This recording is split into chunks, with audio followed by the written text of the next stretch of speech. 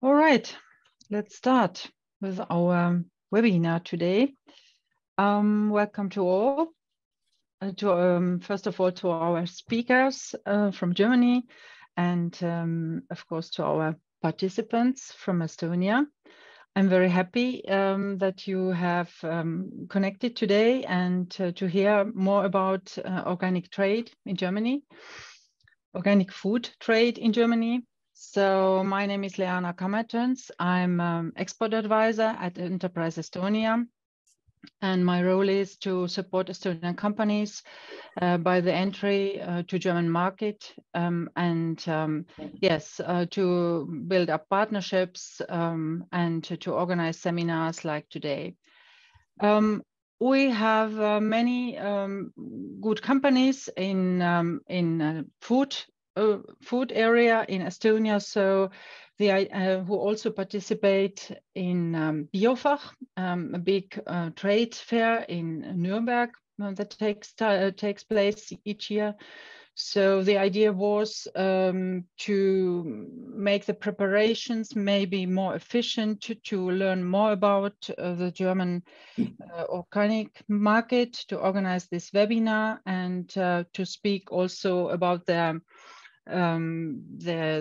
retail and above all about the opportunities and trends in this area. So I'm very glad to welcome our speakers today, Katharina Wagner from Spoonful Solutions. Hello. And Timo Lehnert from Organic Friends GmbH. And last but not least, Annelies Thijssen from Estonian family startup Ösel Birchi. Hello to you all.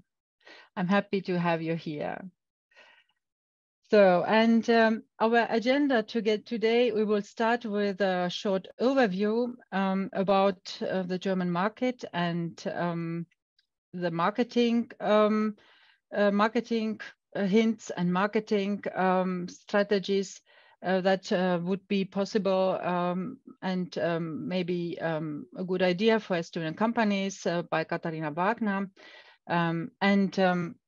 Yes, if you have any questions, we have the chat function and Q&A, so you can put your questions there, or if you have understanding questions, please put them, or you can just give me a hint, and we can put them also while the presentation is ongoing. Otherwise, we have at the end of our presentations a Q&A session where we want to discuss a little bit the ideas and approaches to German market. So let's start with Katharina Wagner. Please, the floor is yours. Thank you very much, Leana, and good morning also from my side to everyone, to all the participants. Let me just quickly start by sharing my screen already, because I have, of course, a presentation prepared for today. And if you can just let me know if you see this already, the first slide. Yes, we can see it. Yeah, perfect. So what is the first presentation for today about? It's about marketing in the German market, because as Leana, as you already said, we are going to start with a small introduction, first of all, to the German market, but also what does it actually mean to be active as a food brand or an organic food brand in the German market? How do you need to spend your budget? What are the marketing invests that are necessary in order to survive in this very competitive, very large, and also very saturated market? It's a very important topic. We already discussed briefly a couple of minutes ago among the speakers that the German market is quite difficult to enter. So it's very important also to have the right weapons, marketing and sales weapons in hand from the start to actually have a successful market entry. And this is the small agenda for my part of the presentation. I'm going to speak about 20-25 minutes, probably about marketing, and then followed by the other topics. And my agenda today covers, first of all, a very brief introduction into who is actually Spoonful, why am I here today, and why do I know a little bit about food marketing in Germany. followed then by an introduction to the food marketing landscape. So what do other companies do in Germany? How large is the market? What are the budget requirements and so on? And then as the last point, I would like to show you one potential market entry scenario for, I would call it like a smaller budget brand. So if you say, well, I'm an Estonian company, I'm already successfully selling in Estonia, in the Baltics, maybe in Scandinavia or so, and now I would like to do the next step in the German market, but my budget is maybe a little bit limited. What could be a potential market entry scenario for the terms of marketing, basically? And then afterwards, either we have some time straight away to talk about your questions, or as Liana just pointed out, we're doing that in the end then all together, but there's going to be plenty of time for that. So just in the beginning, to give you a very short idea about who Spoonful actually is. Spoonful is a marketing agency that has 100% focus on food and beverage marketing. So food and beverage products are the products that we support, that we work for in the German market as a localized marketing agency. We have both German clients that use us in their normal day-to-day business marketing execution, and we also have a couple of international clients, also from Estonia, for example, who we help with their localized marketing in German for the German consumer. We are working in 4 different service pillars. So we are working basically, first of all, mostly as a strategic consultant for the brands that we work with. So we help them with, for example, their marketing strategy or their positioning in the German market, talking about, okay, what should your brand actually be speaking about when talking to the German consumer? We then do a lot of branding. So this is all, you could say, all the visual umbrella for your brand, your corporate design, corporate identity, and so on. And then we also help brands for their day-to-day marketing execution, both in the fields of social media marketing and influencers, and also online marketing when it comes to Google advertising, for example, social media advertising, SEO, and all things like that, just to get your brand seen in the German market as much as possible. And I already mentioned it quickly. We have both German clients, but also clients that come to us from international markets. Currently, it's 8 different markets that we're working for. A couple of Estonian brands, for example, that we are working with at the moment, or we have in the past, is, for example, here at the bottom, Birchi, which is an Estonian brand actually for natural cosmetics. So this is a little bit out of the food sector, but a brand that maybe some of you also know from Estonia. The same is true here at the lower right corner for Lamu, which is an ice cream brand founded by, I think, a previous soccer player who is quite famous in Estonia. And then here in the top right corner, this is already a couple of years ago, but Ösel Birchi, who is also going to speak today with Annelies, was a client of ours, I think like 2 years ago or so, where we also help with a couple of projects. So we also do know a couple of Estonian brands. We also have a lot of brands from the Danish and the Dutch market in our portfolio, which makes it always quite easy to us to also understand how do we potentially need to adapt a brand in order to bring it to the German market with a slightly different story than the story that you are, for example, telling in your home market, because this is usually something that we see that is quite necessary to do in order to win the German consumer. Yes, but this should be all about ourselves for today, just to give you a little introduction about why I hopefully know what I'm talking about today. And now I would like to show you what the food marketing landscape in Germany actually looks like and what is important for you in order to stand the massiveness of this market.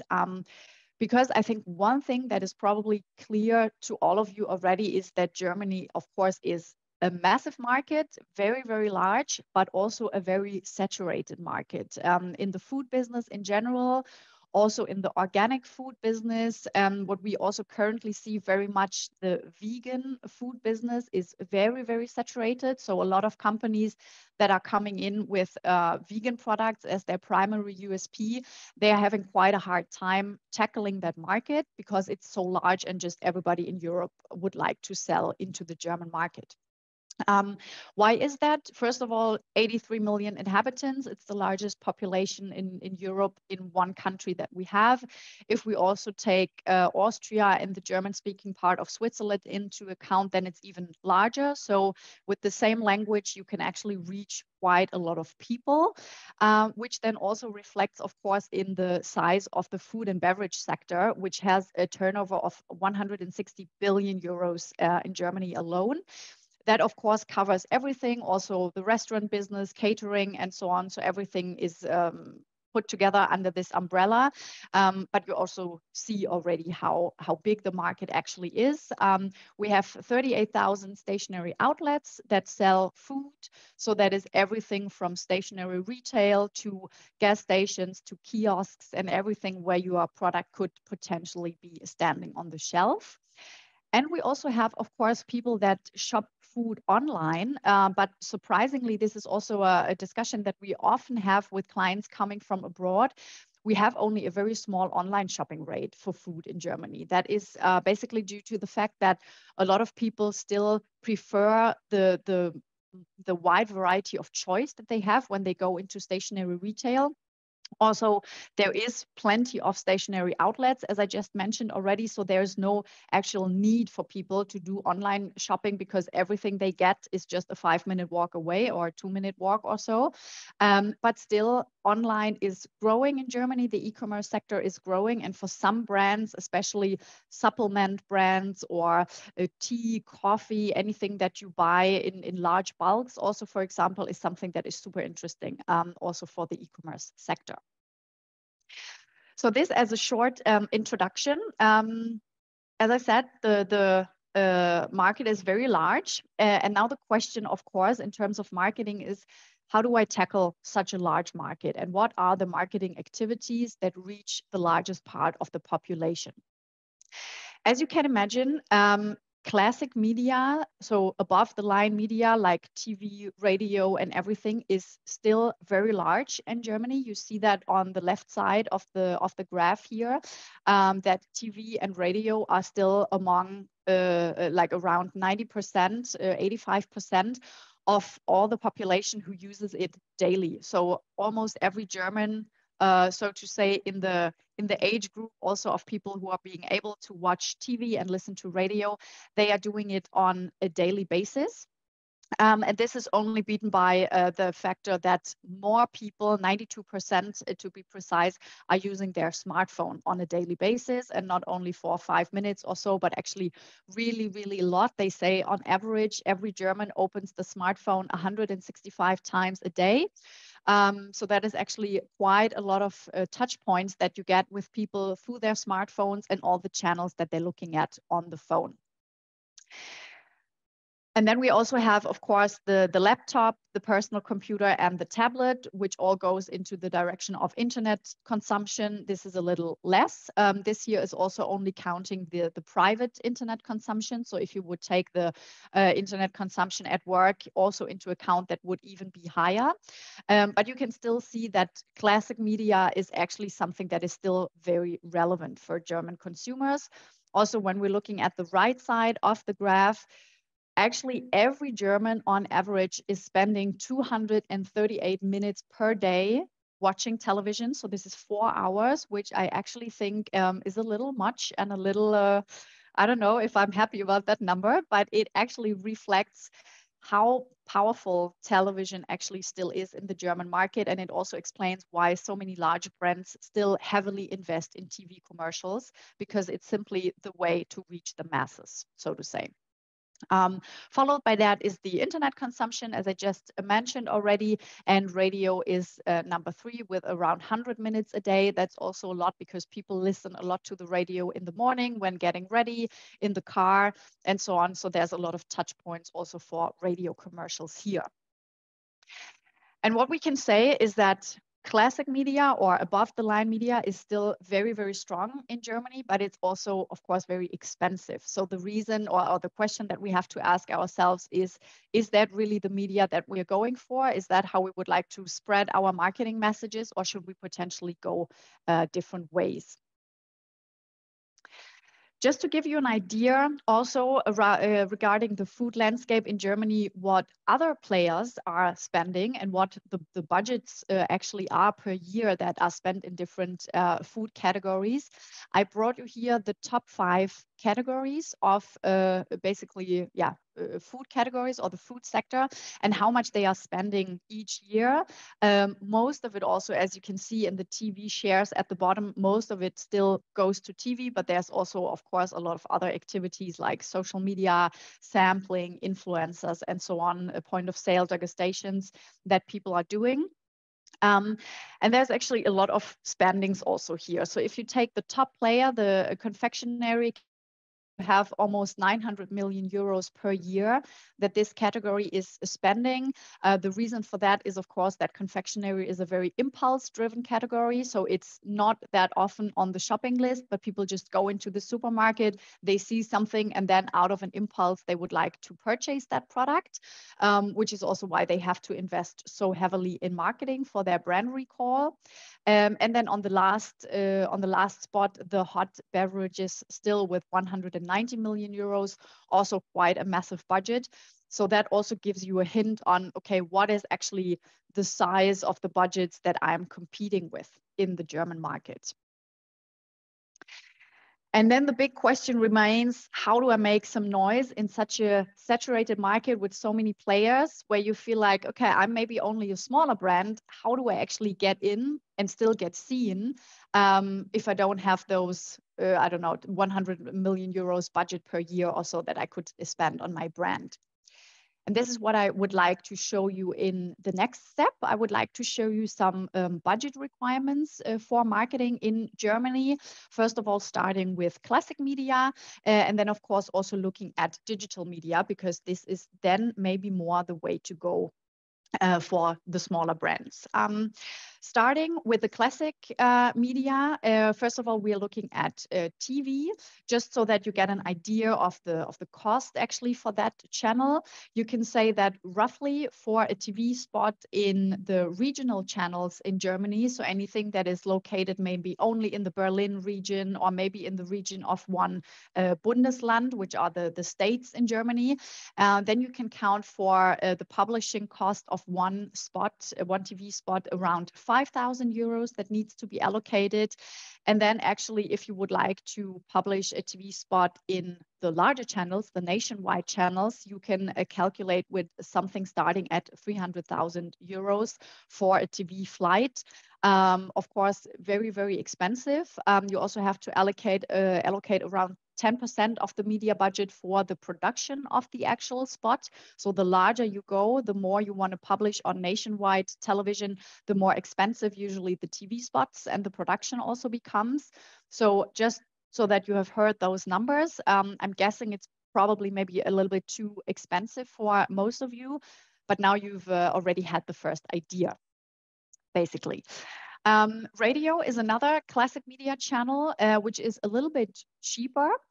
It costs around 1,000 euros for one radio spot if you want to publish in regional radio channels again, and starting at 10,000 euros for a 30-second spot, basically for national channels.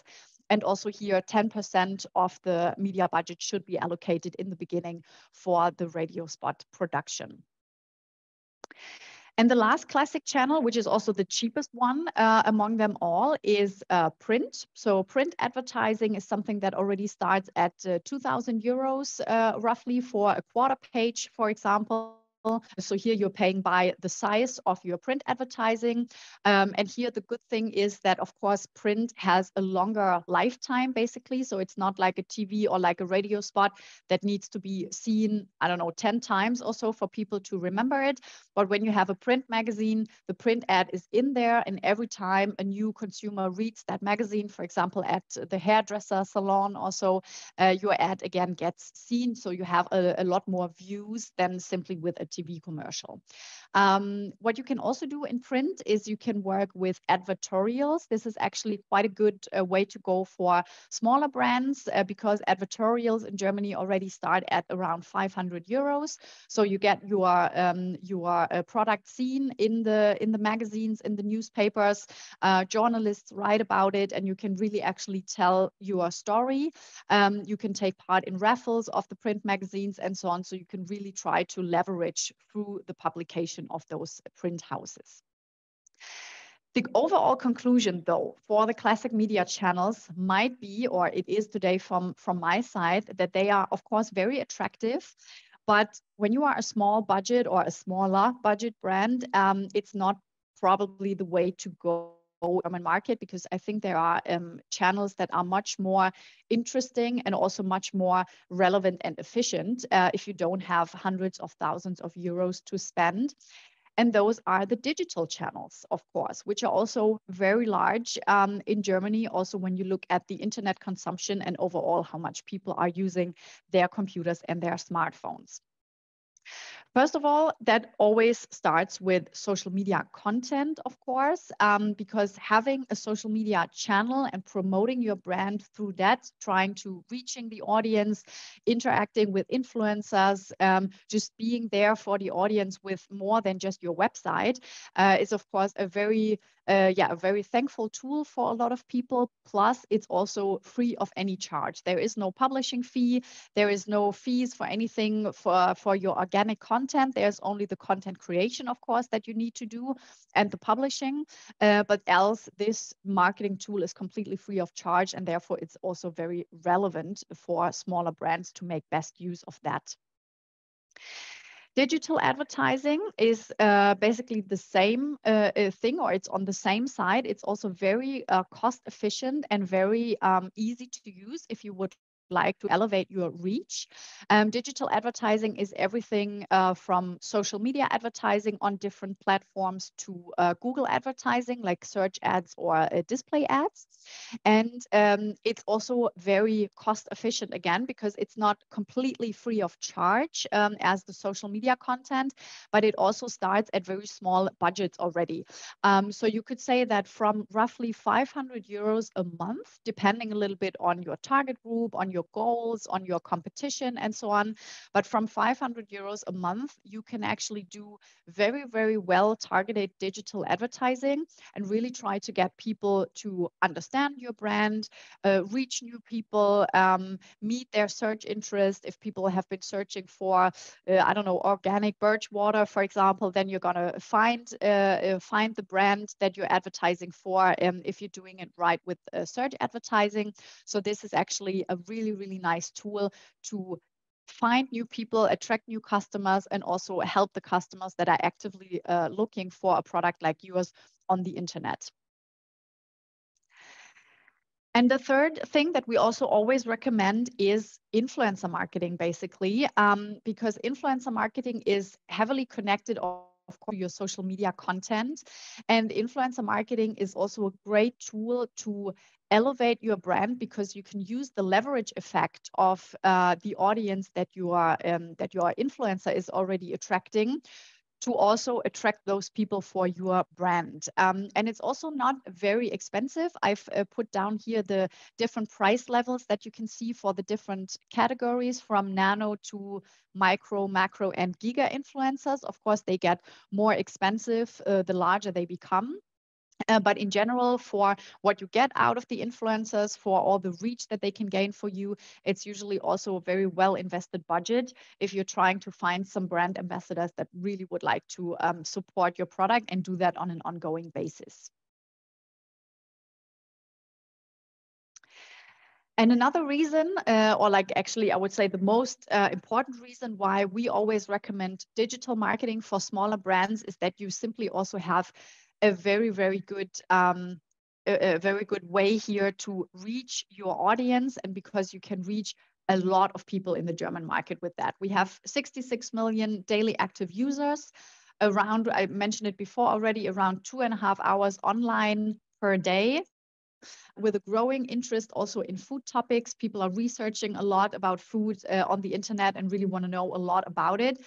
And what is also very interesting, because it's a very rich, you could say, target group, is that the 50 to 60-year-old people is also the largest and the most growing age group at the moment. So it's actually the people who have the money, who are very interested usually in good food and premium quality, who you can reach through the internet with minimal budget, so to say.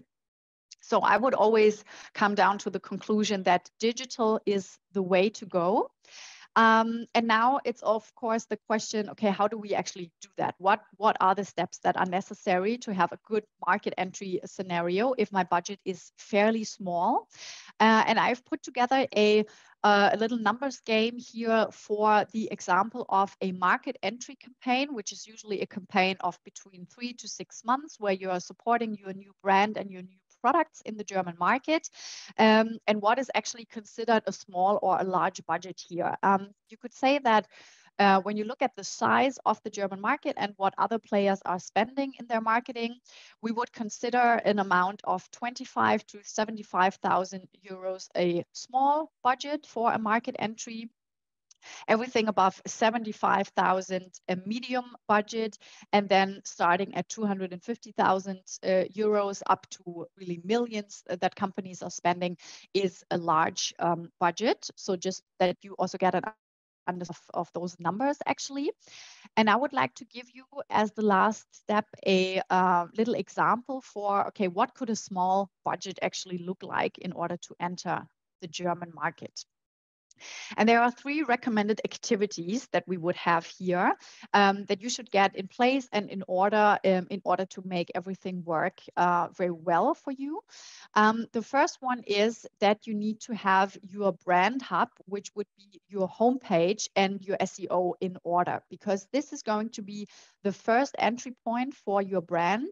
And this is actually your brand home or your brand house for the people who are looking for you on the internet, who are searching for you, who are interested for you, and it is also your digital advertising hub. So this is basically the first thing that you need to have in order. Also, of course, if you want to sell through your homepage, and it's just as important as the actual sales step into retail, which Timo is going to explain a little bit about in a minute.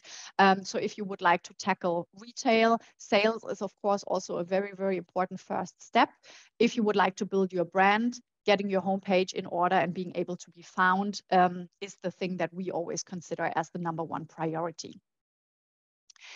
The second point I just mentioned already is digital advertising. So you should invest in Google and social media advertising, because this is actually something that gets you the most effect. So it's the most efficient tool that you can install in order to create some reach and traffic and sales on your website. It's also very well trackable. So you're also going to understand a lot about your target audience. You're going to understand what people click on, what they find interesting, what are your best-selling USPs, and so on. So this is also a very great test scenario for different brand messages. And the last topic, I also mentioned it before, is social media content and influencer marketing. This is also something that we would always recommend to start with, because it's a very good platform to actually generate interest in your brand, not wait for somebody to visit your homepage. This is actually like waiting for somebody coming into your store, but actually when you're standing out on the street and maybe putting out leaflets or so and actively trying to pull the people into your store, this is actually a very good tool to do so. So you should set up a social media page, like one channel at least, and you should also start by working with influencers. And this then would be an overview of the overall costs that you can expect for such a scenario. I've put together, again, the rough cost for a 3 to 6 months market entry campaign with all the tools that I just mentioned. So the getting a good and very well SEO focused website running, investing in Google ads, in social content and influencers. First of all, in the first column here, this is the time resources, roughly more or less, that you would need to allocate for that 3 to 6 months period, whether you do it internally through a freelancer, through an agency, whatever, but this is roughly the time that you're going to spend to really produce all that content, make the ads run, create a great homepage, write good texts, etc. And then here in the second column, you see the media spendings that are connected to it. This is, I would say, a starting budget that we would allocate. So anything between 3,000 to 6,000 euros for the overall campaign. So that comes down to 500 to 1,000 euros per month, probably, is already a good starting point to do some Google advertising and social advertising and work with influencers. For the social content, we would also allocate some media budget. This is actually the budget that you would use for the boosting of your posts. So the media boosting so that your organic social media content gets a lot more reach. And with those numbers that are still fairly small for the German market, you can also reach already quite a lot of impressions, as you can see here on the right side. So with an investment of 10 to 20,000 euros in media spendings, you have the chance actually to gain between 7 to 12 million impressions in your audience. And depending on the frequency, of course, of how often do unique people or unique users actually see your ads and your homepage and everything, this can go down to, I would say, 2 to 3 million unique users that you can actually reach with such a campaign. Of course, here the time resources that you spend, this is also a budget that comes on top. So it depends a little bit if you can cover that internally or if you have to hire someone externally. But this is roughly the media budget that you would have to have in mind, basically. Yes, and I just said it here. So for the time resources, you should allocate, if you have to purchase it externally, you should allocate around the same amount of money. But then you're actually ready to go. You're ready to go and make some noise and really get out into the market and try to gain as much traction as possible, and really actually make people understand who you are, learn about your brand, learn about your product, and then hopefully, of course, also buy your product. And this is actually the last thing already that I wanted to say. There is one more side note that I have, maybe that is also important for you to know when you're thinking about what are actually the USPs, what is the positioning, and what is the brand story that I should tell in the German market. And this is something that we see quite a lot with companies that come to the German market from abroad, that they are not really adjusting their brand and product story to the German consumer because they are still selling it under the same roof, you could say, with the same USPs that they're using in their home market. But this is something that is actually very important to check if the German consumer react in the same way, in the same positive way to the same story, or if it's maybe not enough to say, well, I don't know, I'm an organic food brand from the north, or I'm an organic food brand from Estonia, from the healthy Baltics. Is that not enough to sell my product? Because it usually isn't often. And I think that is also one very good advice that I could give you in the end, to thoroughly check actually and very realistically check the story that you would like to tell the audience, and check if the German consumer is going to react to it positively. Because else you're just spending too much money telling the wrong story, and then it's also not necessarily the way to go. And that would be it from my side. I don't know, Liana, if there were some questions coming up, if we should do that now, or if we should proceed maybe with the other speakers and then do the Q&A afterwards. Yes, thank you very much, Katarina, for these insights, and I hope that gives us our participants a better understanding for the marketing needs and strategies that are important for the German market. So it was very, very informative for me too. And there are no questions right at the moment. Maybe we just should move on, and I think the questions will come at the end. So let's move on with Timo now. Thank you very much. Yes, thank you, Katharina. My name is Timo Lehnert, and I'm the CEO and founder of Organic Friends in Sports, which is a distribution company based in Hamburg, Germany. And I just will now share my screen and also lead you through a presentation.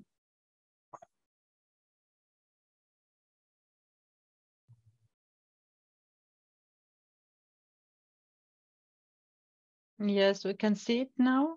Can you see it? Okay, perfect. Yes. Full screen now? Full screen now, yes. Mm-hmm. That's my agenda. I will have a brief talk about Organic Friends, what we do. Then the fields to perform, where I think it's important to have a good setup to enter the market. Then a quick overview in the German landscape and the channels. Some information about sales, logistics, quality, and data. And I also made the presentation basically in the setup, in the best practice, how we work in Germany. And I will just start to lead you through it. Yes, Organic Friends in Sport is a partner for distribution for food and beverage brands. We have done quite a lot of foods in the past, and for the last 2 years we also started to distribute beverages. We have a kombucha brand now in the portfolio. We have some organic cocktails and long drinks, and also some extracts you can use for tap water. But we basically come more from the food side, specialized in bars, nutrition, also chewing gums, and our warehouse here is also, I have to say, only it's not a cooling chain, so we can only handle ambient products, because very often the question comes up, can you do frozen goods, can you do cooling products? But at the moment we don't have the setup for it. We can consult and help, and maybe we can also drop ship it, but at the moment we cannot store it and ship it out ourselves.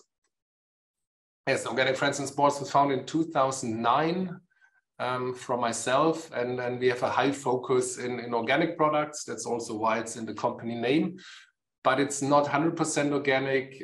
It's also that we distribute innovative products and sustainable products. For example, chewing gum is not organic, but chewing gum is a plastic-free chewing gum. So we have decided that we also do their distribution, but most of the brands are organic. That's our team, more or less. It's actually a little bigger now. We're about 10 people here in the company. We do it all from Hamburg office, and have different fields we're working in. I think because we do work since 2009 in the market, we have built a lot of trust with customers we're delivering to. And we also are a very professional partner of the retail landscape. So in the last years, we have built a lot of trust where we can now build on and also offer the retailers more other brands. And that's basically also the goal, that we have these customers and then we deliver various brands into their warehouses. Since 2019, we also installed SAP here in our company. It's as an ERP system. It's SAP Business One, and this is how we handle every processes here in the company. That's an overview of our most important trade partners. Of course, we have more. We have a lot of smaller ones also, but these are the bigger companies we're working with. And basically with all these companies, we have 1 to 5 brands we deliver to their central warehouses. And the revenue in the company is split in about 30% drugstores, 30% organic trade, 30% modern retail, and about 10% online. And with online, I mean that we deliver to online traders. We also run a small online shop, but it's really small, where we do work with end consumers. But basically the online revenue we're doing is more where we are selling to bigger online platforms, like you see here, the Shop Apotheke or Vitafy. These are quite big players in the online market. But our main focus is, as you can see, 90% is off-trade business, where we deliver to one of these 38,000 POSs, how Katharina said, and part of this we try to deliver to. A quick overview about the fields I want to talk about. Of course, we can't go into detail in all of these fields, but I like to talk a little bit about sales, about trade marketing, consulting, market analysis, logistics, and quality management, because this is basically what we also offer in the company for brands we distribute. And before we go more into detail, just a rough overview of the retail landscape in Germany, at least how we see it. We have the organic channel, and we have just pointed out two bigger companies of each channel. In the organic field, it's Dents and Alnatura. I think Dents is actually also the biggest organic chain in Germany. They have about 300 stores. Alnatura has about 150 stores, and all the other chains are much smaller. I think altogether in Germany, you have up to 4,000 organic stores. But most of them are basically self-employed people who run their own store, but they get delivered through organic wholesalers, like behind Dents is Denre, and also about 10 to 12 bigger organic wholesalers, where we deliver into their central warehouses, and they basically deliver into the each and every shop.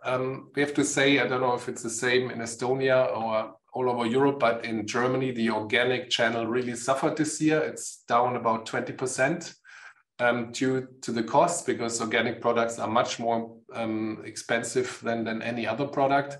So this channel is really suffering, and we also see it in the revenue we are doing with organic channels. And of course, we hope that next year things will stabilize and organic channel comes back. And you have to say, in the last couple of years, organic channel had an massive growth. But now this year is really not looking too good. And what's happening at the moment, that a lot of organic buyers move into retail, like Edeka, Rewe, which are the biggest players in Germany.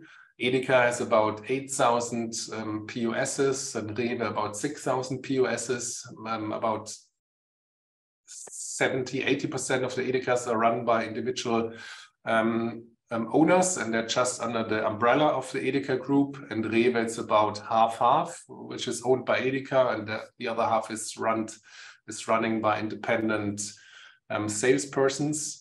And what you can see, that a lot of clients move from organic channel to retail, and also from retail into discount. So now in the crisis we're having at the moment, the discount is growing a lot, especially Aldi and Lidl, which are the biggest players in Germany and also all over Europe. And of course, it's price driven. Especially Germany also suffers a lot about through the gas crisis, and the extra costs are exploding. So more and more people move into the discount, and I think retail is about stable compared to last year, and discount is growing a lot. And you also have drugstores who actually made a good move in the last like 10 years from just selling drugstore articles into food and beverages. So they actually have, especially DM and Rossmann, they have a very, very big portfolio of food and beverages. And they're quite powerful players. Rossmann has about 2,100 POSs in Germany. DM has about 2,000 POSs. And the very interesting thing with these partners is that they run centrally. So if you get a listing with the buyer, a central listing with DM and Rossmann, you have 4,000 POSs at once where you can put your products into place, which gives you a high volume from beginning on. Of course, the product needs to rotate in the store, but it's always a very good market entry because you have a national listing all over Germany. But of course, it's also not easy to get listings at these clients, but they are very interesting food and beverage partners by now.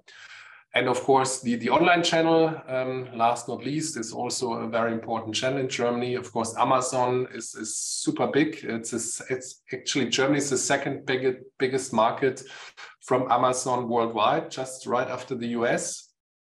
So it has a big influence here. And other players like Rewe or even DM, Rossmann, they all have their own online shops. So I think it's also a important field to look into when you want to enter the German market. Yeah, if you look a bit more into sales, of course, sales is one of the most important things to get started in Germany. You need to have good marketing material in the sense of flyers, wobblers, POS material. I think it's also important to have a good display option. Because most of the shelves are not waiting for your product. They are super full, and sometimes it helps when you bring your own space and you put your display in the store and you don't need shelf space. Also tastings, as you can see here, what we've done with raw white, it was due Corona like impossible, but now it's coming back to do tasting specials in the stores, which also helps you to get rotation into your product. I think as you can see here on the right side, these are the fairs we have done this year. We are focusing on B2B fairs, but also on some B2C fairs like the Veggie Worlds. And I think it's very, very important as a brand, if you hit the German market, that you also go to the most important fairs. I think the BIOFACH, of course, is the most important fair we have in Germany for organic products. But we also have the regional fairs like the Bio-Ost, Bio-West, Bio-Nord, Bio-Süd, which are more regional organic fairs where the regional buyers come to visit. So we also have a booth at all of these fairs, which is also very helpful when you have these called Hausmesse, which means when a wholesaler or a partner invites their own clients and then you are there to present the products, to get traction to the wholesale customers. That's also something we're really looking for. And to a certain degree, we also do B2C fairs like the Veggie Worlds, also the Marathon Expo we did in Hamburg with a lot of the more sport-orientated products we're having.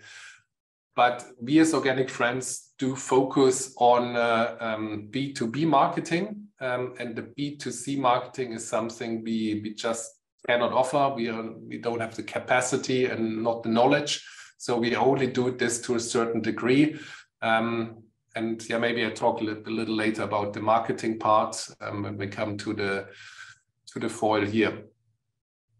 Yeah, I think it's also important not just fairs, but also look into events that fit to your categories. Like if you're a supplement brand, it's probably makes sense to go to sport events.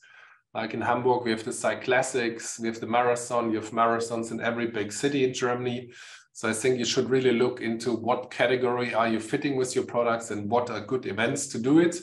Because if your product tastes good, which normally it should taste good to get the market, and you probably would not have developed the product if it doesn't taste good. It's super important in my eyes to go to a lot of events and get the products out and taste it, especially when you start having the first listings.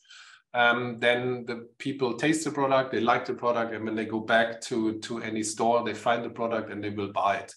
Because a lot of times new products, especially when they're expensive, people won't buy it because they don't know if it tastes well.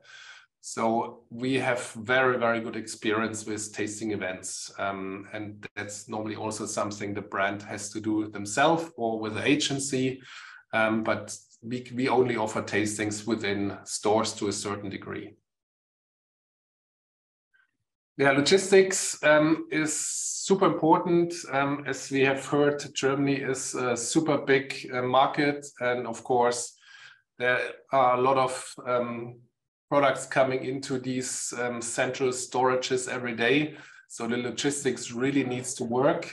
We've seen it with a lot of startup brands who got big listings and then the logistics just didn't work. And if you don't deliver in time or not in the right way it needs to be packed, you will get delisted quite fast, because these bigger companies just have, sometimes they've automated warehouses where you need to deliver within 1 hour. For example, if you deliver to Rossmann, we get the order for next week, Wednesday at 10, and then you have to be there between 10 and 11. If you're not there in time, you will just not be able to get the delivery out. Also, the packaging needs to be in a certain way. It's called GS1 labels and CCG1 pallets. They need to be packed in a special way so that the automated storages can actually take in these pallets. Our company can do all this. It's also something that came now out of experience. And that's, of course, a service we deliver for brands we're working with. But of course, if you work yourself or directly with one of these bigger clients in Germany, you really need to get your logistics together and be ready to have all these things ready to make the delivery perfect, because you will only get the chance 1 or 2 times and then the game is over. I won't get into much detail what all these logistic terms means, but those of you who thought about going to Germany, or it's probably the same in Estonia or other countries you're working with, it's not something we only have in Germany. And these are like worldwide standards if you want to work in a professional logistic way. Yes, we come to marketing. But maybe I just add to what Katharina said. I 100% agree with the presentation from Katharina, which goes more into retail, into consumer marketing. And I think that's super important to do this. And we also tell the brands, please do your consumer marketing in a professional way, and maybe also with the agency together, because it's sometimes quite difficult to do it from another country in Germany. And that's also something we don't offer. We don't offer B2C marketing, just to a certain degree with some little events, but we do not consult with the marketing in terms of social media and AdWords and all these fields. We focus in B2B marketing, meaning we go to certain fairs, we invest an AdWord in catalogs of our partners, our wholesalers. For example, an organic wholesaler has different catalogs and possibilities to AdWord the product if you get a listing. So we take care of all these AdWords in their catalogs, in their web shops, in their banners for their clients. And to a certain degree, we also help what we think is good to do on social media, billboard campaigns we've done with a couple of brands, but we can only give some advice, but we don't do the operative business with them. And I can highly recommend to get a professional partner to get all the B2C marketing done in a good way, because you can actually really see a correlation between the marketing spendings and the sales. And it's one thing to get into a shelf. Of course, to get into the shelf, it's good to have some marketing set up already, but the higher the distribution, the more important the marketing factor is getting, because your product needs to rotate in the shelf. And if it doesn't rotate fast enough, and the buyer will have their standards. Let's say he says in that category, that product needs to rotate 5 times per week per store. And if you rotate only 2-3 times for a longer period, you will be out of the shelf again, and then the game is over. So that's something that's also in your responsibility as a brand to get rotation into the shelf, and that's marketing. People need to find your product. They need to know what it is, and they need to get reached probably by smartphone and the more lower budget versions at the beginning, because I agree that television advert is probably still a very good thing, but it's super expensive. And also most of the brands we are working with don't have the budget to do this. So what they are also doing is they have a very good website, a very good web shop, and also a very good social media site, where you also probably need to think about how you set it up. If you do it from beginning in English, so it works in every country, or if you have for each and every country your own channel, and then maybe in German, but that's something you maybe also decide yourself. We actually had quite some good experience with the bigger brands we're working with. They have their social media accounts and content in English from beginning on, and then it also does work in Germany. And most Germans start speaking English better, especially the younger generation. So I think in my eyes, it's also okay if you do it in English. Yeah, and also my first question was here, what and how much can you invest? I think that's a very, very important question to enter the market, also to get into the shelves, but that's also a question sometimes we get asked by the buyers. If we promote the product, if we want to get into the shelves, they ask us, okay, and what are you doing for the product in the market? And then it's good if you say, yeah, we have 30,000 euros we are spending on social media campaigns, and we can also tell the social media community that we have a listing now with Alnatura, for example. So that really helps to have a certain degree on followers on the social media accounts, that you actually can tell your followers where your listings are. So we had good experience with that also. Yeah, that's maybe from my side enough of marketing. We are not marketing specialists. We basically take care of most of the other fields.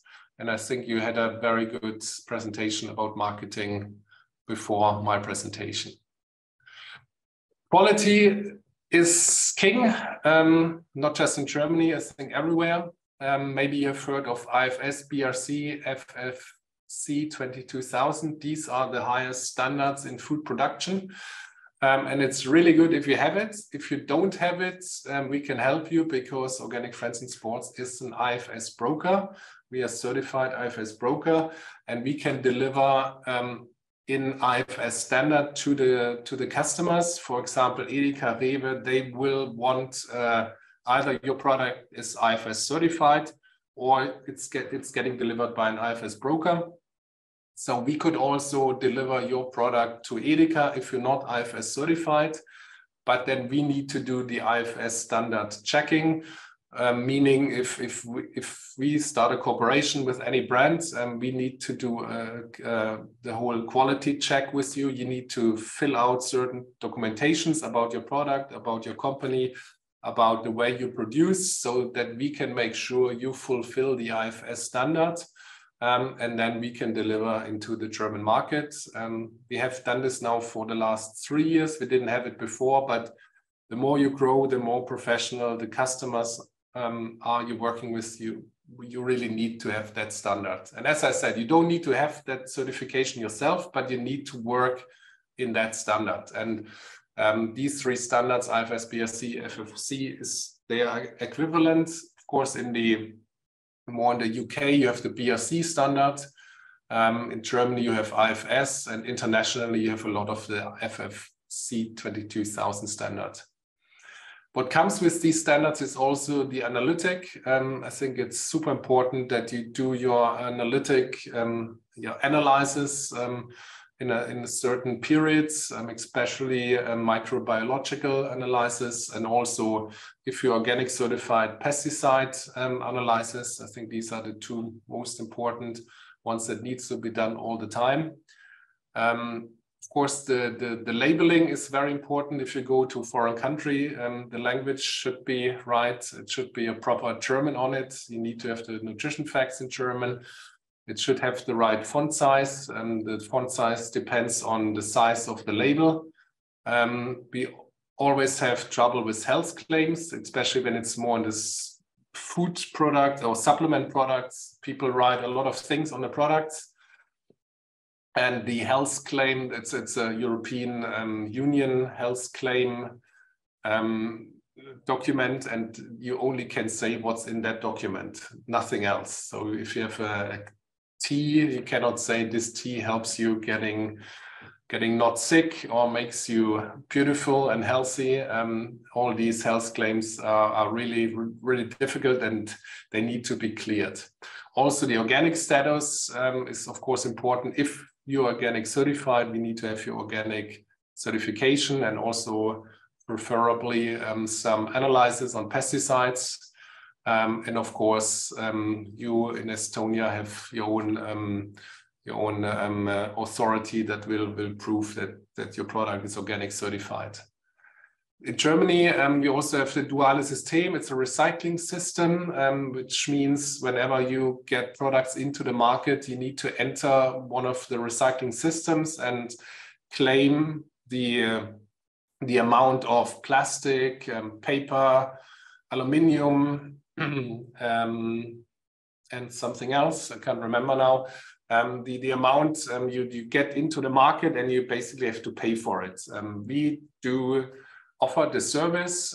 We have it then in our SAP system. We enter your product, and then we put in, it's 3 grams of plastic, it's 2 grams of aluminium, and 4 grams of paper for each product. And at the end of the year, we can we get out the amount, so many tons of each product, and then we claim it at the recycling system, and then we pay for it.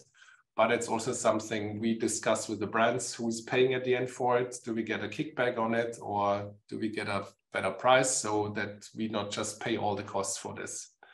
But it's something very important. Also, it's because a lot of brands did not enter the system and didn't pay for it. Now, I think for 2 years, the German authority put in the Lucid system, where you have to put yourself, whenever you bring a product to Germany, you need to enter this brand there.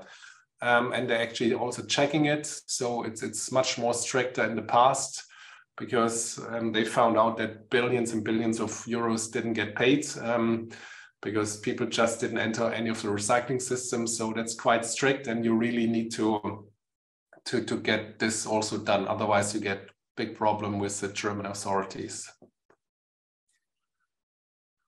Data is something that's really important to us. We also have one specialist here at Organic Friends who's really good in data, meaning we're looking at Nielsen data, GfK, consumer data, trends, internal data. Also with our SAP system, we get out a lot of data to just check before we get started distribution, what makes sense, what doesn't make sense. But also for you as a brand, we do a lot of reporting.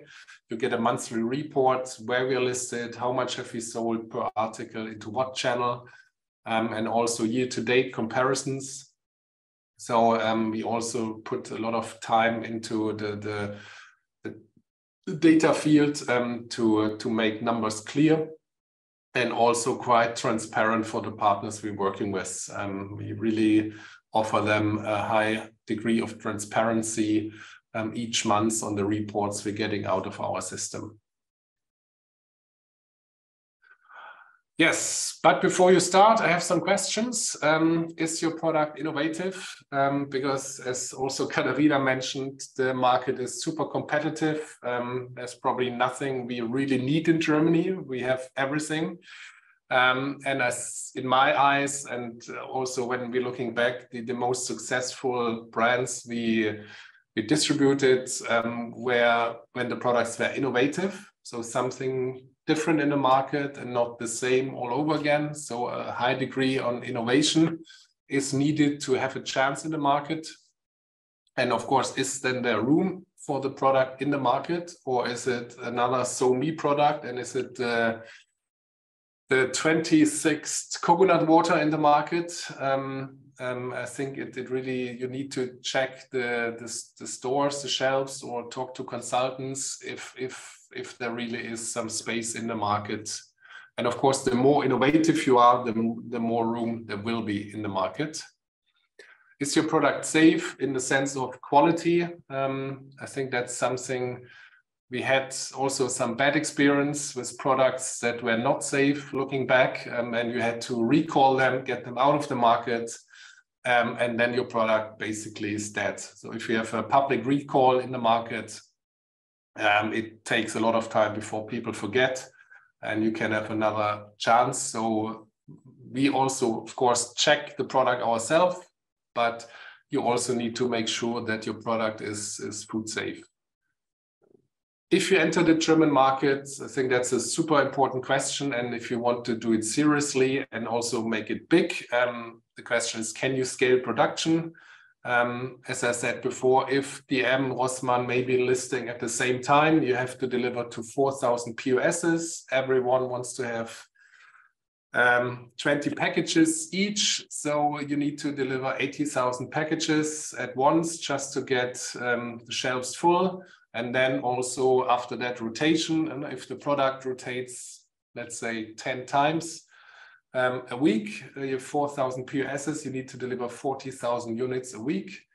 And these are also questions that we also, of course, ask if production is scalable, because if it's not scalable, we don't need to look at the big customers here in Germany, which is also okay. Then you maybe have a different case. Maybe you only have an online shop. Maybe you only go for just a couple of organic stores. But I think that the question is, if you want to do big distribution, if you want to approach the big customers here in Germany, can you scale production to the degree that's also needed?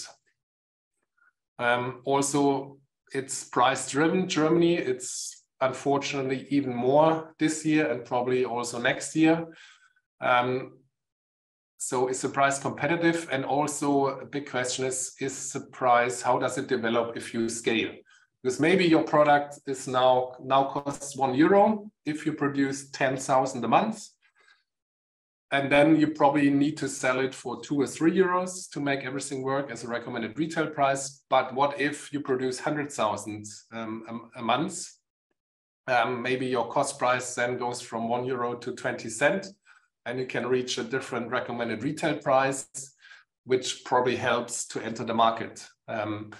So I think that's also a discussion that needs to be done beforehand, because if you go with a too high price in the market, you might not get any listings, and you can never scale.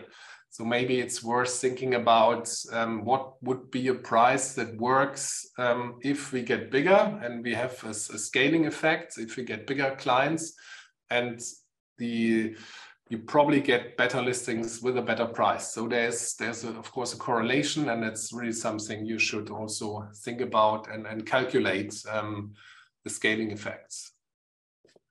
Also, are you funded? Meaning, is there enough money in the pot to go to Germany? Because you probably need money, or you should spend money on marketing, but you also need money to scale production. So if you're getting bigger, you need to buy more raw ingredients, more package, more whatever your product is made of, and that will cost you a lot of money. So like, let's say you get a listing, as I said before, with 80, 100,000 pieces, you need to get them produced. So do you have enough money to get production done? And that's, of course, the first layer. You need to have enough money to get production done. And then the other layers are sales team, marketing, and everything that comes with it. So I think it's also a question we also ask, are you funded enough to enter the German market? Because otherwise it maybe doesn't make sense, or maybe you just do it on a small scale with your own online shop. And I think it's always good to start, but the question is always, how big do you want to start? And I think that's what I wanted to say. All right. Thank you very much for this Thank insight. you for your time. I stopped my presentation here. Yes, sorry.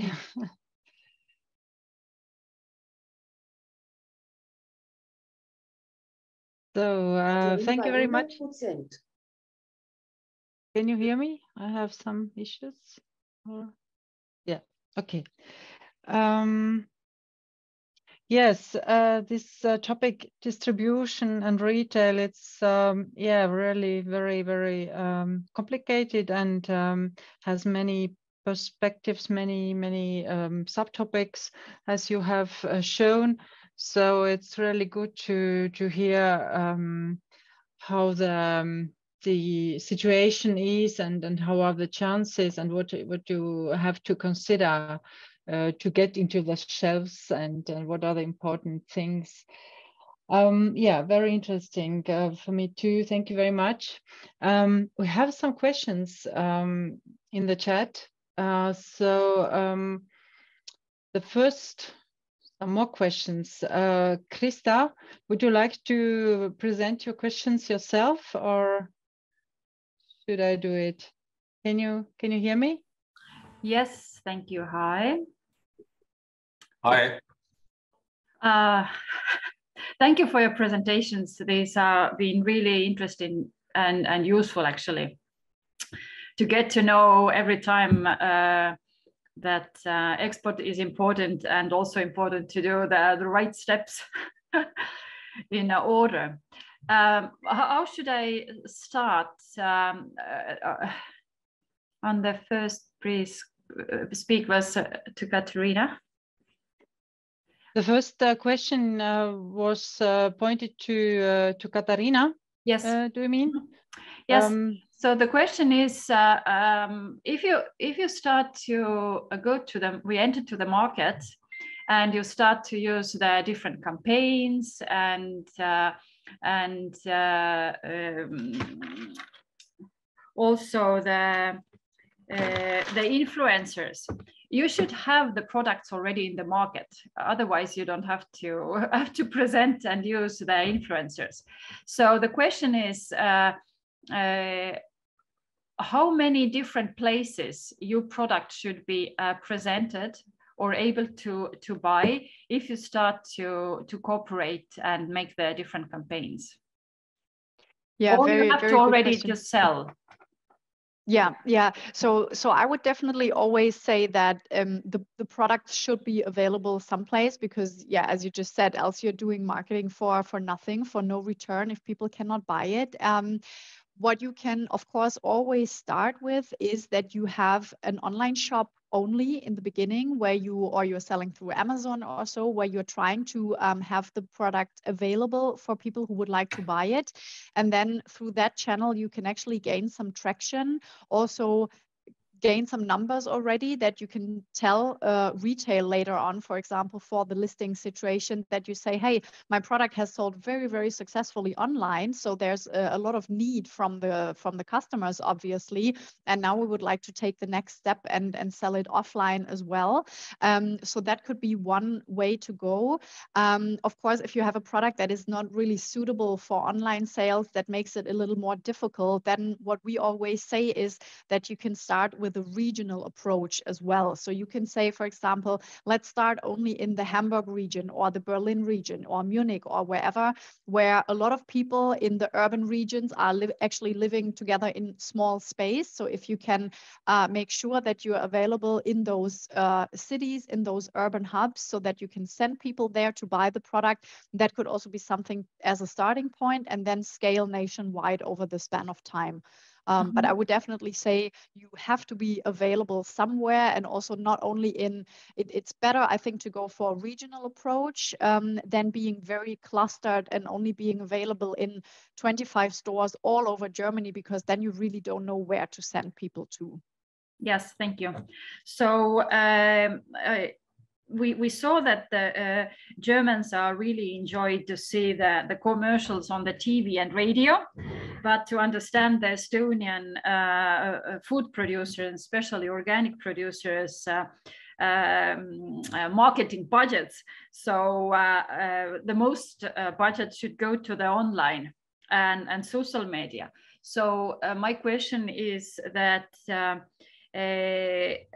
does the Germans like to buy mostly to the I haven't seen that which online shops are most popular in the Germans, and are they trusting only local Amazon, or other online local online shops, or they also can do buy the products, for example, Estonian online shop, where is the German language introductions and descriptions.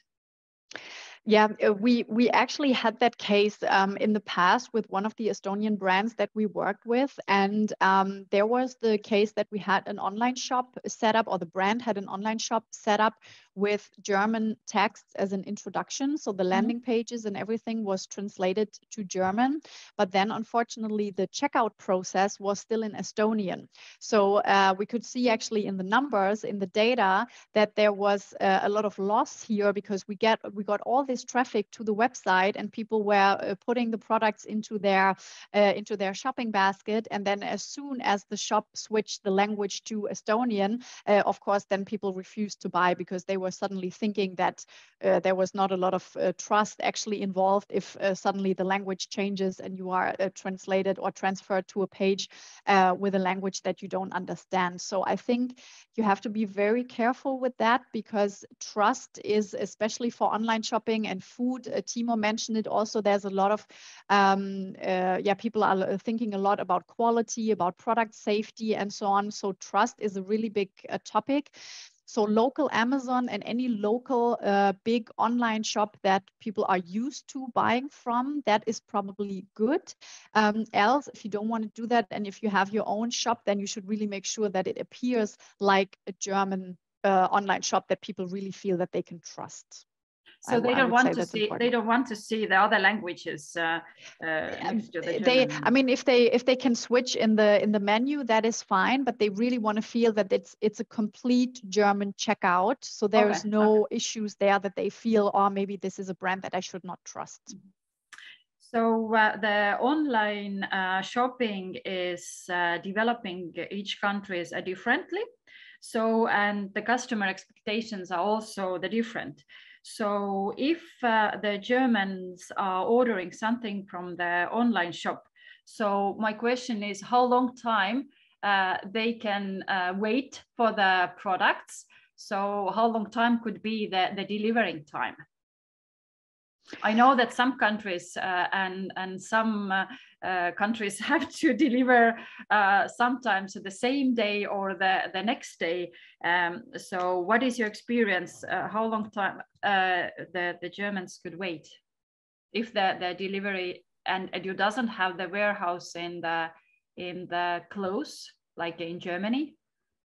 Yeah, I think also that's a trust question again, probably. I don't have any concrete numbers on that. From a feeling, I would say still anything of maximum 5 days would be okay. Like 2 to 3 would be normal. 5 days would be the maximum that people are okay with. If we're looking at, I don't know, a number like 10 days or so for delivery time, I think for food product, people will probably not understand that. That would be my my idea on that. I don't know, Timo or Annelies, what would you say?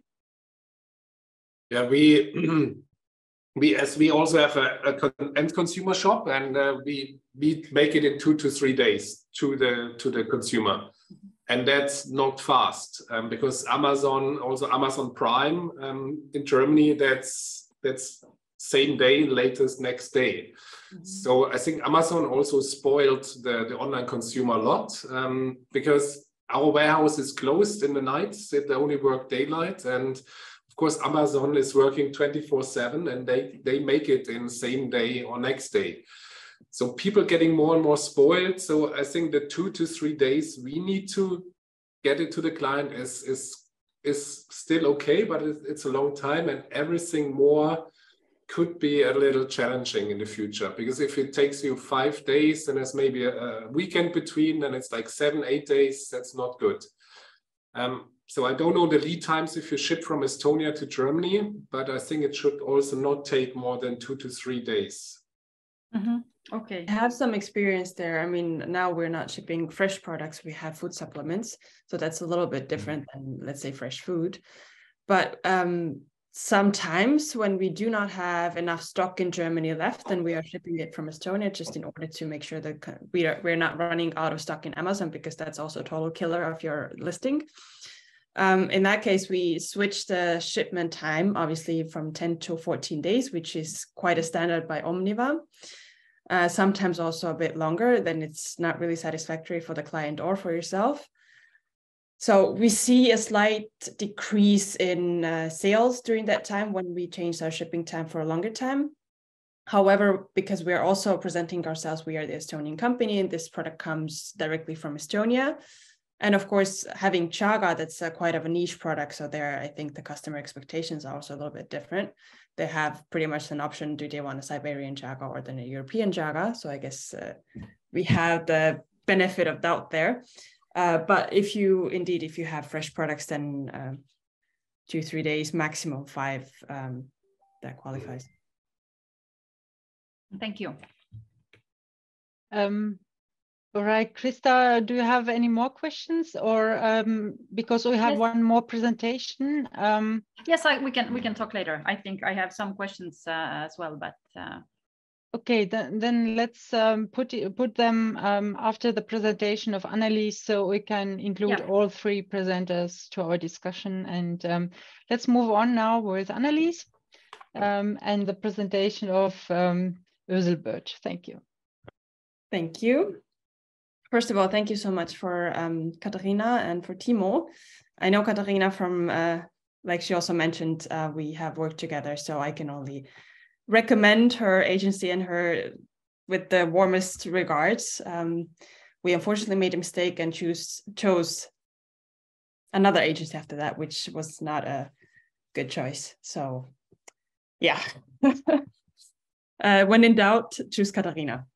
I haven't worked with Timo, but I have seen you in different trade fairs and the brands that you represent. So I can only think that you also do a very, very good job. That's just my 2 cents to that.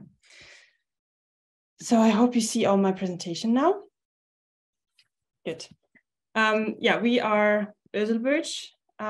We started with birch water and different beverages made from birch water. And now we have expanded into food supplements, and our main selling product currently is actually chaga. Why is it not moving forward? Okay, there we go. We are a family company from Estonia. All products are inspired by our grandmother in a way and nature, because she taught us all the living in balance with nature, what you can take without hurting the nature. And all that. So this is our kind of like a starting point and a vision that we want to preserve our forests for more biodiversity. And then from that perspective, we always see what kind of products can we take from the forest, use so that the forest owners actually have a different or alternative monetization for their forest instead of cutting it down. That's our guiding principle. And in the future, there's definitely more products to come. Yeah, I could have also switched the slide actually. We also reinvest part of our profits to reforestation. We have been planting our own trees, over 2,000, and that was a lot of work. So at some point then we decided we're going to partner with the company because planting so many trees does take a very long time and energy. Yeah, and our current product portfolio is then organic birch water in 2 different flavors in Tetra Pak, which we actually specifically made for the German market, for the German retail entry, which I'm gonna, talk about in a little bit. Then we have premium mixers, which are also made based on birch water. They're based on fermented birch sap, which gives this unique flavor and hides a little bit even the alcohol taste in it if you mix it into a cocktail.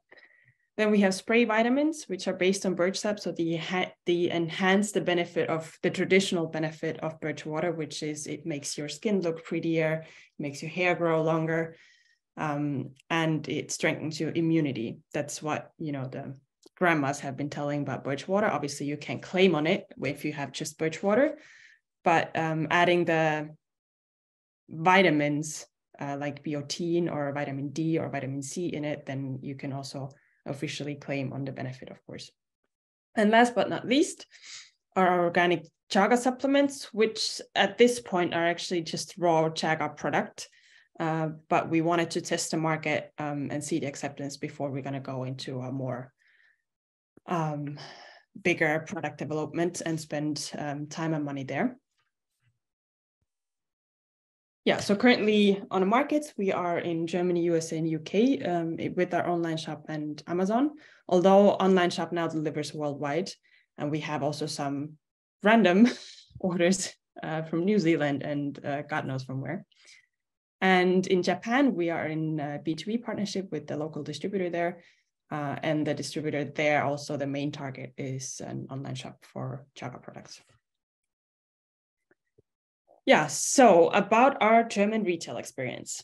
We started with an online shop and we actually had the kind of luck to be in a local German TV show, Höhle der Löwen, which is the local Dragon's Den, or the, what's the English version? Shark Tank, in which we got then a lot of impressions. People heard about us, and that's also quite shortly after that we started working together with Katharina. However, the retail entrance came in a COVID year, so that was 2020. For that, like I mentioned already, we made the Tetra Pak packaging, which you see here. Alnatura, I also brought it here as a side. We actually didn't enter an Alnatura in Germany, but because Germany, Switzerland, and Austria is, kind of like the same language market, I just brought it out here. If you do have any questions, then I'm happy to answer you that for those as well. But in Alnatura, we were in Swiss market, just for the reference. Yeah, so we started in German retail market. We started with Rewe. In South Germany, there's a thing called Rewe Startup Lounge, which means they have like this special space for local startups mostly. And since we have a local Zweigniederlassung, which is a local filial, then we are, at some points, we are considered somewhat as a local startup. So we had the benefit of that there, and they also accepted us in a program, which is like 3 months of time with 21 shops at the time. And then they analyze your performance there. Our birch water sold actually 2 times better than the category's national average. So the turnover was, the rotation was actually good. Then Rewe also have their own internal trade shows, and the sales there also were very well. And as a result, we then got listed in a Rewe North region. So although we did the test in South Germany, we got the listing then in North Germany. And the distance listing, which is here locally known as Streckenlistung, which means that you are listed over the central of Germany, Rewe, so the systems, you go over the central system, like basic accounting only, or the ordering system, but you still have to go and approach every single shop one by one, tell all about your product and try to convince the shop manager to purchase that product. Just to tell you the difference also, test listing versus, so to say, regular listing. The test listing process was much easier and faster. They left out some details that you would have to do for full listing. So in comparison, when we did the test listing with South Germany and then the full listing with North Germany, there were also some differences already where we could see that we had to put in a little bit more work for the full listing than in North Germany. Then direct listing with Rewe and most of the big players is also only possible if you have a German address. So we then opened our local Filiale or Zweigniederlassung for it, but you can then do that also, of course, over a distributor or any local agent or representative. But because I was here anyway, locally, then we just did it. And we also have a local German warehouse. So then it's actually already required by law that you need a local address if you hold your products in Germany physically. So here are the regions on the left side from Rewe. So we did the test in Süd, the test listing, and we ended up being listed then in North, which is like the Hamburg and all that region. And what we learned from all that we had the knowledge about the Streckenlistung, what it means in Süd, for example, but we didn't know the really small differences, which ended up being big differences for the North region. They need something, a process called Freischaltung, which is basically that somebody at some kind of management level says like, okay, I give that product free. So although you have been already listed and the buyers of Rewe have already accepted your products and done all the paperwork and everything, then they still want some kind of a management level there to say, okay, if a shop owner comes and says like, listen, I want to have that product now, I would like to order. He gives in this request, and then somebody somewhere says, okay, and gives the allowance for that shop to order. In theory, it was supposed to work only in a way that the shop owner was supposed to call the number, so that should be done quickly, or just send an email, and then they just answer and allow the order, so to say. In reality, those placed orders quite often didn't come through the Rewe system. So if we had like footmen out there, we had about 5 or 6, or the English word, like selling people who go from store to store. So they actually went, like quite often they would then visit a month later the same shop and ask like, so what happened? You wanted to order, but we haven't received the order. And then they again said like, yeah, but I did send the order, I just haven't received the product. So there we went, there was a little error, and then we ended up going to Rewe to find out what happened there. But I'll tell you about that in the next slide as well. Then the Freischaltung could be blocked by regional managers. We could never, know what the actual reason was why they blocked it, unfortunately. Those Freischaltungen could also take weeks. There were literally some that took like 6 weeks from the first approach, where they said like, yes, I would like to purchase that product to my shop, to the process where I received an email from Rewe, okay, that shop is now freigeschaltet and that shop can now place an order, which then actually quite often ended in a situation where the shop did not place the order anymore because they didn't have that free space in their store available anymore. Because when they made the decision that they would like to have a product, they knew, okay, I have this spot there, I would like to put that display in there. But 6 weeks later, there was a new campaign. He did not have the free spot anymore, so he did not place the order anymore. And also that was some of the reason, or quite the main reason actually, why a lot of shop owners already refused to order that product in the first place as soon as they heard that it's a Streckenlistung and they have to do the Freischaltung. So this is just, it's not to say that Rewe everywhere has it. It's this very specific process in Rewe North. And we did have a local sales consultant as well, who has done it for years already for different kind of companies, but he did not have that specific experience with the drink in Rewe North region with Streckenlistung. So for him, that was also in use, for example. So we were both a little bit there negatively surprised, let's say. What we then also tried, because we had those issues and the errors where shop owners would say that, we purchased the product, we haven't received it, or I already asked for the Freischaltung, but I haven't received the Freischaltung. And according to the data list that we got from the field people, salespeople, we would have like, let's say, 100 shops who wanted to purchase. And then in a Freischaltung process, we would have just like 6 shops that actually got, allowed to be ordered. So although that was a controversial move, and probably like a German startup or German company should not do that, we decided to contact directly the CEO of Rewe North region and ask about it. Luckily, we were also quite friendly acceptance that we got from there. And he, of course, then directed down the hierarchy line. We tried it for about a month or 2. Apparently, there were all other companies who have complained about the same thing, that there's a lot of inconsistency in the ordering process. There's a lot of errors. We don't understand where those Freischaltungen then get lost, if the shop is actually ordering. Why does it take so long? Why do some region managers get to say no, while in centrally it's been already decided that the product is listed?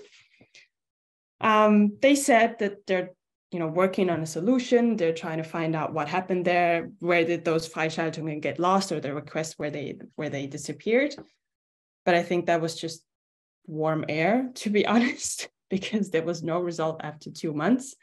No proper response or anything. So we decided for ourselves that we do not want to continue that cooperation with Rewe, and we ended it from our part, because we also didn't want to go into a situation where they would then analyze and see like, okay, but there's actually not that many stores who purchased your product, whereas it was not even our fault, or it was not the fault of the product, because the product rotated well once it was in the shop.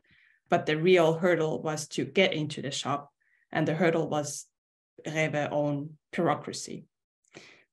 Their answer to us was then, funnily, that we don't have enough endurance, which kind of made me laugh a little bit. Like, well, honey, I also put about 20,000-30,000 euros there.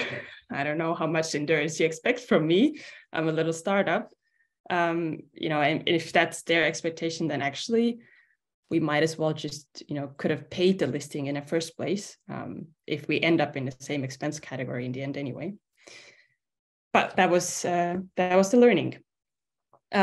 We also approached in other regions of Rewe and Edeka, where we were able to approach the franchisees or the single entrepreneurs or the independent shops, because we were already listed in Rewe North with the listing.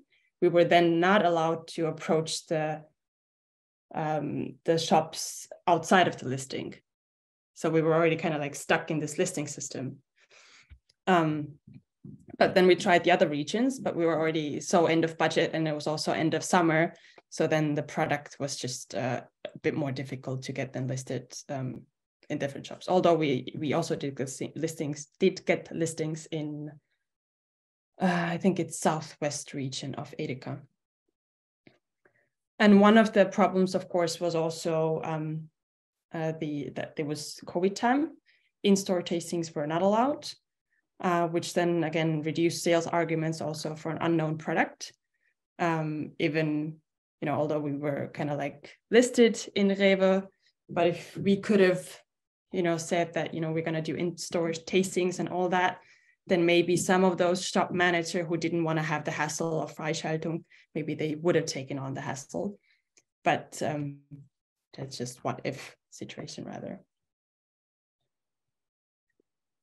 What I would do differently next time, or now looking in hindsight, what I could have done differently. First of all, there's market test. I mean, we did a test listing with Rewe, and actually we had that result. But if you as an Estonian company don't get the test listing in Germany because you don't have a local filial or you're not considered as a local startup, then you can do a market test with go-to-market. That's, I think, last time at BIOFACH, all the participants also visited. No, sorry, that was during Anuga, I think, where Estonian companies visited go-to-market. They have a shop in Cologne, like a test shop in Cologne and test shop in Vienna, I think.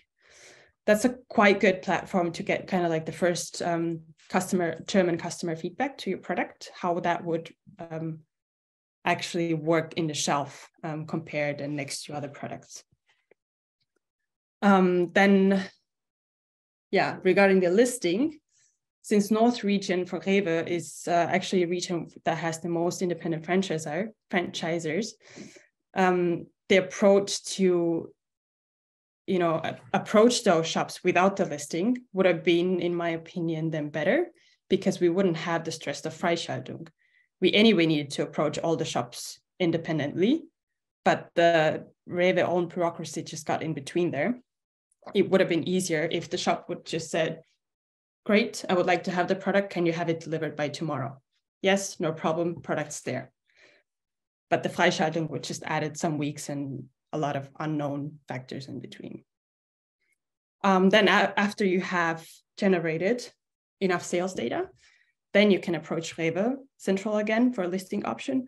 and potentially maybe we could have gotten a better listing condition, or those shops who already were selling our products, I can only assume that those shops would not have to go through the Freischaltung process again. So we would have still had this kind of base of shops who can sell our products and then approach new shops. The listing is also actually only beneficial, what means only beneficial, but through the listing, you can get into shops that are managed by Rewe centrally themselves. But you can always approach independent shops that are the franchisors without the listing.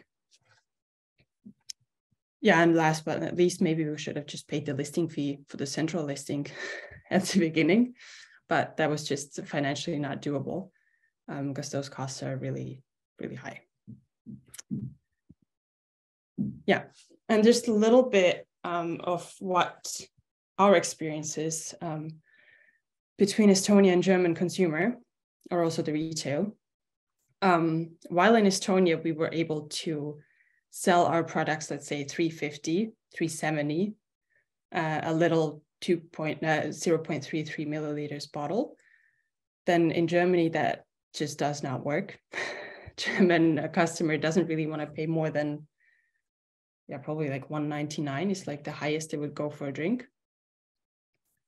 Retail in Germany is much more competitive than it is in Estonia. And if you are already in Estonian retail, then you know how competitive that is in Estonian, then just double that. That's German, at least. You need proper point of sale marketing materials to be seen in shop. While in Estonia, you can, for example, go to Talu Turg in this little organic corner of Rimi without any point of sale marketing materials, really. You definitely need something in Germany if you're launching your product in retail. Then also an interesting fact is that in Germany, the organic shops and specialty shops perform much better than the Estonian organic shops. So if you have a bad experience, let's say in an Estonian organic shop, just don't give up your hope in German, because Germany, those shops actually perform better and they actually sell products. And also the difference between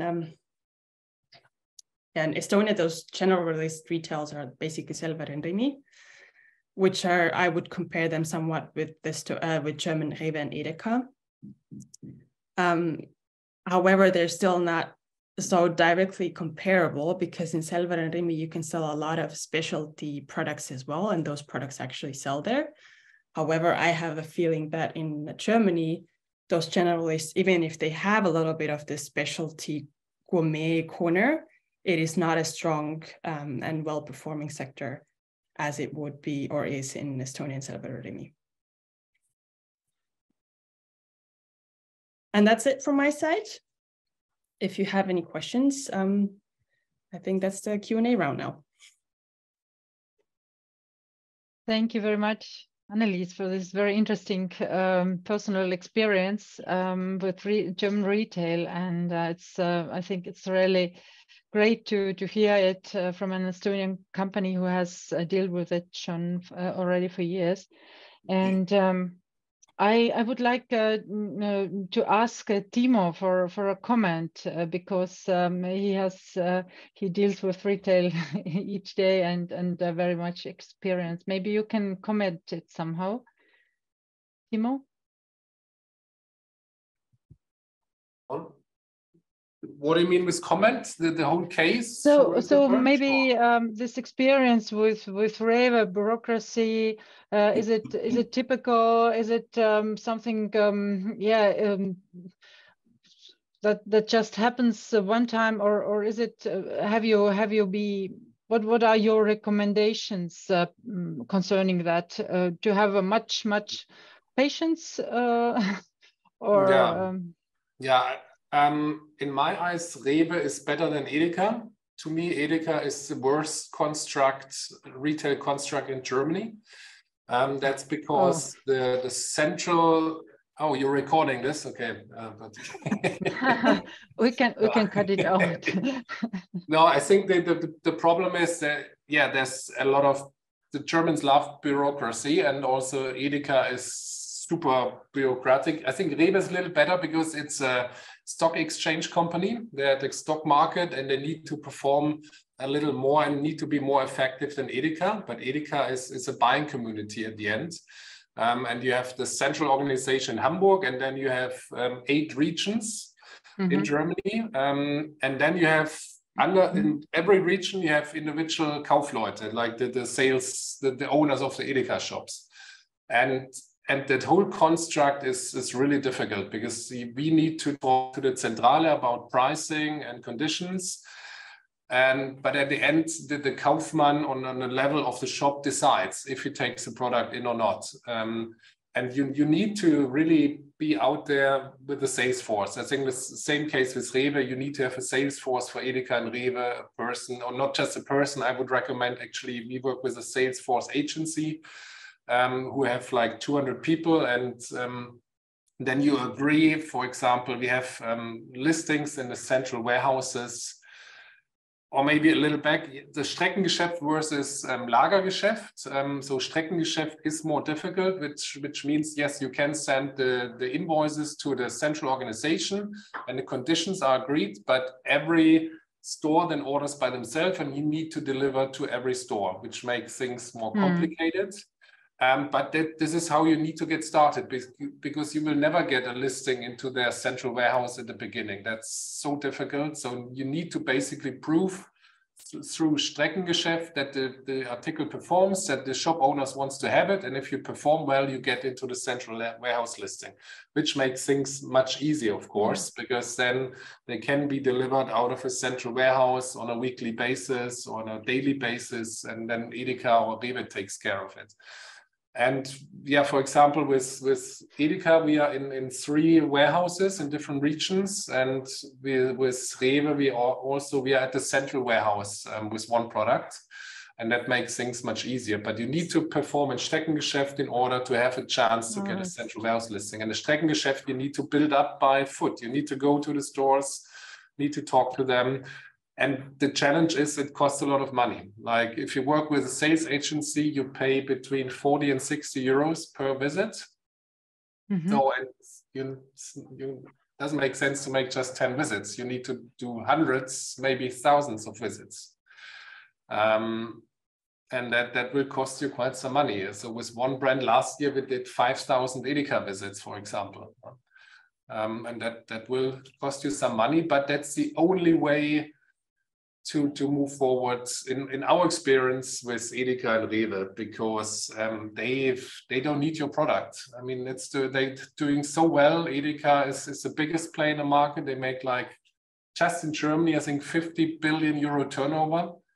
They don't need your product, and everybody wants to come to Edeka. So, but on the other hand, to not talk it too bad, the good thing is that Edeka has a lot of these self-employed shop owners. Most of them, like 80%, own the shop, and they are just under the buying umbrella of the Edeka group, which means you can talk to the shop owner, show your product, and if you start to build a relationship with the shop owner, then you have a chance to get into the shop without talking to the waterhead above it. You don't need to talk to the region or to the center. You can talk to the shop owner, and there you can get a listing. And of course, I would always focus only on cities, urban areas, and they're the top stores. Normally, like in Hamburg, you have a couple of Edeka's owners who have 10 to 15 shops. It's the same in Berlin, in Stuttgart, and everywhere.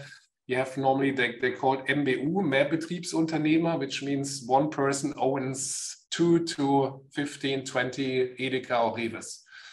And it's always good to talk to them, because if you talk to that owner, you get into 2 to 20 Edekas. And they normally have quite a weight in the region. For example, in Hamburg, you have 2 big players, and if they move with products, everybody else is watching what are they doing. And it's the same in big cities. So I would always focus in every city on these MBU shops and try to get listings there, like Berlin, Hamburg, Munich, Stuttgart, Cologne, Düsseldorf. But of course, it's a challenge. Like if you have a company in Berlin, you don't want to drive to Munich all the time or to Stuttgart. So you need to have, I would recommend a sales force. Of course, you can also employ somebody but then he needs a salary, he needs a car, he needs a phone, he's sick and he doesn't want to work, or maybe he wants to work. And so even sales forces are also quite difficult to control, but they have a setup, a controlling system, and I would recommend to also start with a sales force if you want to do it seriously. But as I said, a visit is like, let's say, at least 40 euros. If you want to do 1,000 visits, we're talking about 40,000 euros, right? These are, you mean Salesforce agencies yes. who offer this support? Okay, all right. Yes. So I would also say if your budget is limited, don't go for Edeka and Rewe first. Try to get the central listing at Rossmann, at DM, at Tegut, or Alnatura Dents, because they are central organized. If you convince the buyer, you get a central listing and you don't need a sales force, you don't need to talk to the bureaucracy hierarchy in Edeka Rewe. Of course, everybody wants to go to Edeka and Rewe, but they are also the most difficult ones to crack. Yeah, seems to be in this way. Thank you very much for this advice. We have some more questions. Our time is running. Let's take the questions for the last 10 minutes. So Siri has asked if we talk about a marketing budget of 20,000 euros, are we talking about one product, one brand, or can it also be a portfolio of products? If we talk about the product portfolio, how many products could it have in order for it to make manageable? I think it's a question to Katharina. Yes, so first of all, I think what is always most important is that we are having a portfolio for one brand that we're talking about. So if we have 20,000 euros and we have one brand with, for example, 5 different products from the same category, that will work. That is not a problem because the products can basically substitute each other. If you have, I don't know, a cheese brand and there's 5 different cheeses on it and you all find them in the same section in retail shelf, there is no problem with a smaller marketing budget. If you have a brand that is, of course, having one product that is cheese, then we have birch water, then we have, I don't know, a chewing gum or whatever. So everything is very, very spread. It becomes more difficult. And then the marketing budget has to be higher because 20,000 euros, it's also the question for when would that be? So if it's for the whole span of a year, I would already say for one brand and for one product, that's probably not enough. So we really have to see what are we talking about? What's the market size? But usually if you have one brand, one product line, and then several products below that, it's no problem and it's fine for a smaller budget. All right, thank you very much. And one more question now to Annelies. Which channels are you using to sell your supplements in Germany? So our main B2C channels are Amazon, our own online shop, and Avocado Store, which is also like a platform for sustainable and organic products. And for B2B channels, we have OrderChamp and Fair. Although Fair is less in Germany, they're more like UK and USA. All right. Thank you very much. I just have a look if there are any other questions. We have 5 more minutes. If anybody wants to ask one more question. Oh, I see one question. Amazon and Avocado Store. All right. I can type that here as well. Yes, thank you. Krista, do we have any more questions? 5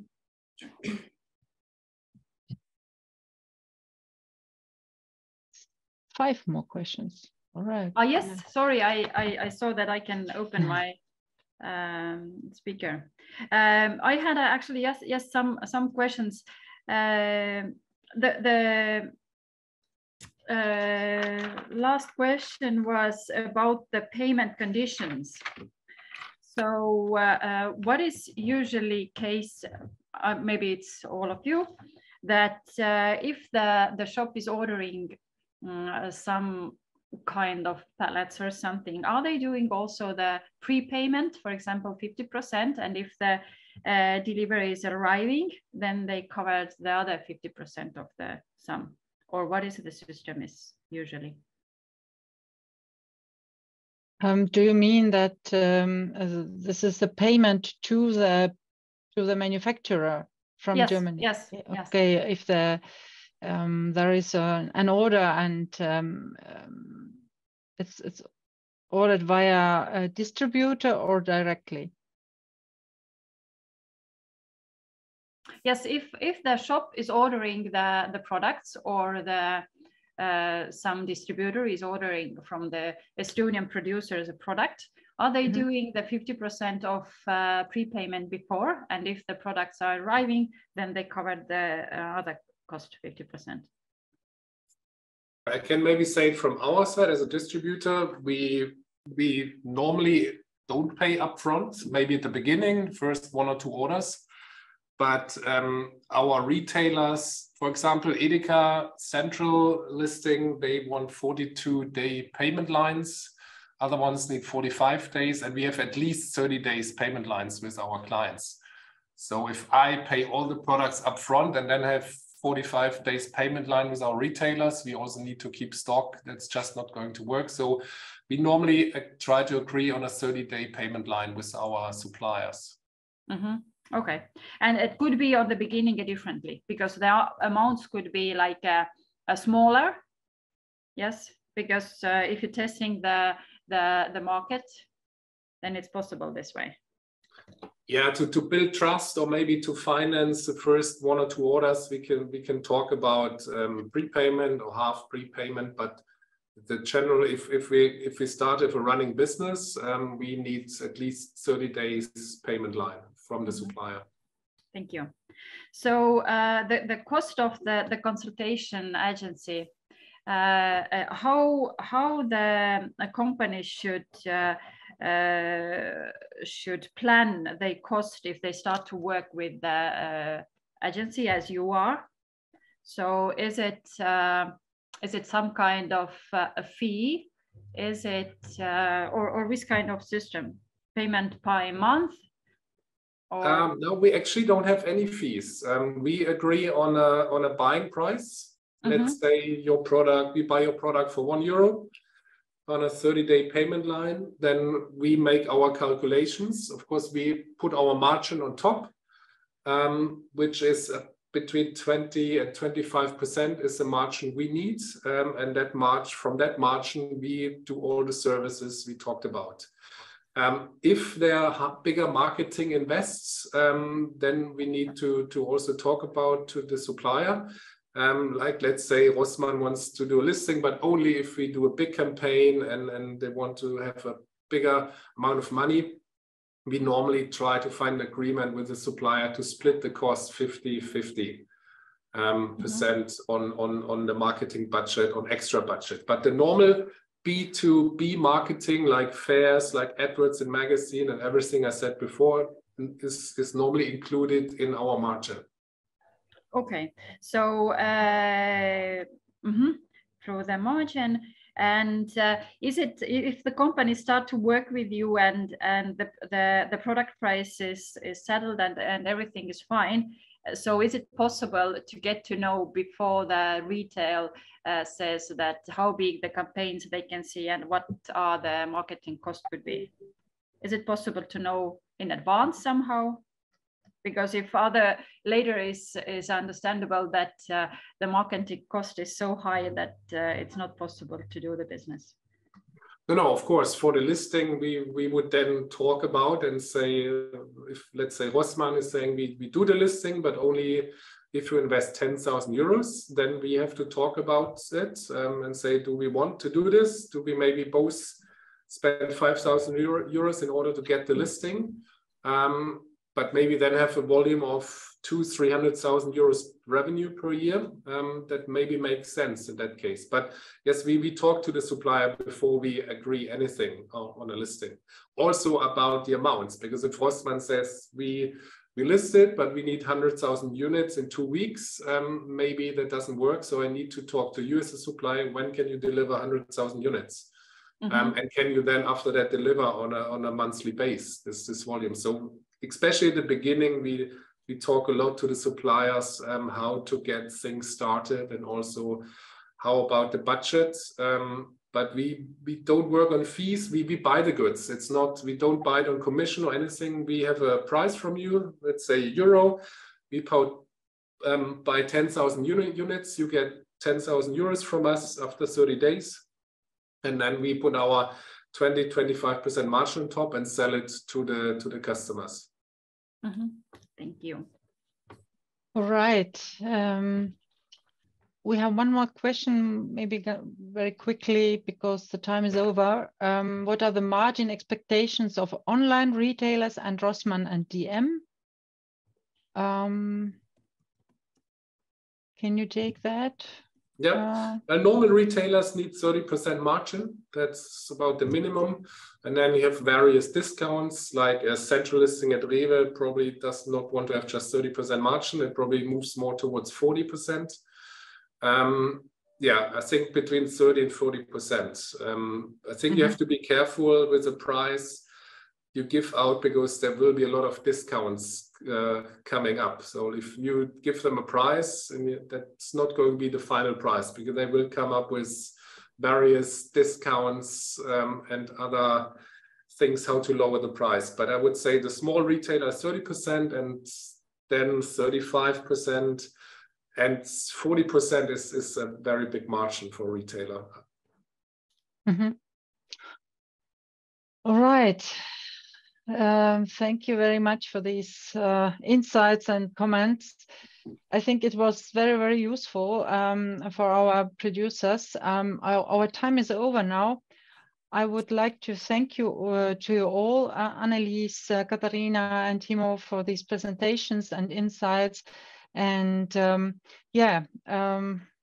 I hope it was also very encouraging for our producers for the future, because Germany is a big market, and even though there are many obstacles and or challenges and many things to consider, there are very many good agencies and partners like you and Spoonful and some more who can help there. So I would like to encourage all, and last but not least, I'm also there to support our companies, so feel free to contact me if you have any questions about German market. Thank you to all for participating, and have a nice day, and come over. Thank you very much. Thank you. Thank you, everyone. Thank you. Have a good day. Thank Bye. you. Bye. Bye-bye.